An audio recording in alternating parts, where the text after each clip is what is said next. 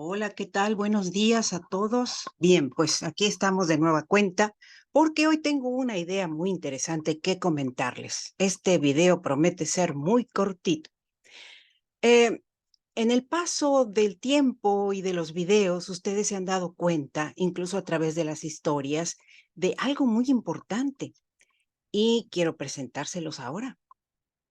Aquí está, claro, sí. Puede ser cualquier, cualquier elemento ígneo o calcáreo, lo suficientemente sólido como para sostenerlo en tus manos y decir, aquí está algo verdaderamente concreto, sólido, que tengo entre mis manos. Bien, en las historias nosotros hemos visto cómo se ha desarrollado la idea de un elemento como este, ¿sí? ¿Cuáles han sido las acepciones que le he dado a una piedra, a una roca, a la piedra angular, a lo que podría ser el canto rodado, lo que viene a ser eh, la piedra filosofal, o aquel objeto en el que tú consideras que se centran tus ideas? Para la escritora, obviamente, es el asteroide número 43. Pero quiero compartirles pantalla porque hay una idea muy interesante que quiero que ustedes reconozcan, sobre todo quienes gustan de utilizar la simbología para sus trabajos. Y aquí observamos claramente, por ejemplo, este detalle. Aquí se los voy a marcar. El detalle en el que de pronto encontramos un regalo del universo en el mundo que imaginamos y que podemos leer entre líneas. Siempre hay un obsequio para la constancia. Bueno, aquí puse a mi pequeño chocolate que realmente a veces me anima para seguir el camino. Y aquí hay una descarga que solamente se puede abrir con un password, ¿sí? El que tenga el password puede llegar a ese archivo. Este material solo es para algunas personas que cuenten como asgardianos con algunos elementos básicos para dar un seguimiento al trabajo literario que he ofrecido. Serán elegidos bajo un criterio del cual pronto avisaré en el programa Letras Creativas. Y así es, hoy lo estoy haciendo ver para todos ustedes.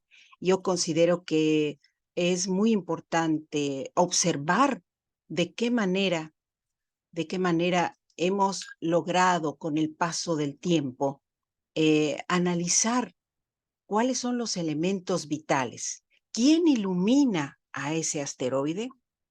¿Qué representa para la escritora el asteroide? ¿Qué representa para ustedes el tener una meta? ¿Qué representa para ustedes el tener entre sus manos algo concreto con lo cual desean avanzar en su trabajo? Productivo, ¿sí? No necesariamente literario, ¿sí? Siempre hay una meta que consolidamos en algo concreto y eso es precisamente, en el caso de la escritora, su asteroide, que es iluminado por alguien muy especial y que va a tener una acepción diferente en la última serie que estoy escribiendo. Quien tenga información, me lo pueden poner aquí en los comentarios o también en los comentarios del blog. Eh, ¿Qué piensan? ¿Cuál es el siguiente paso de este elemento en las historias? Eso es todo, ¿sí? Bueno, pues ahí está. El que quiera participar puede hacerlo y me va a dar mucho gusto.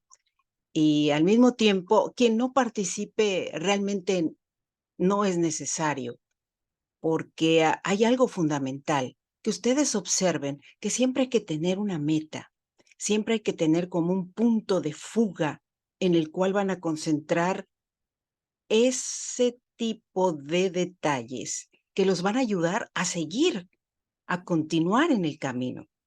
Y en ocasiones van a enfrentarse con circunstancias que hay que meditar bastante y hay que reflexionar para poderlas colocar en el papel.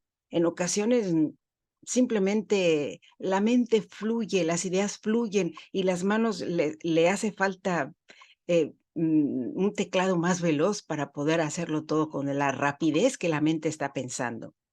Bueno, es lo que les quería comentar el día de hoy y claro, desearles que tengan un maravilloso día de Júpiter este jueves y también invitarles a seguirme en Letras Creativas. Mi nombre, Ariadne Gallardo Figueroa. Hasta la próxima.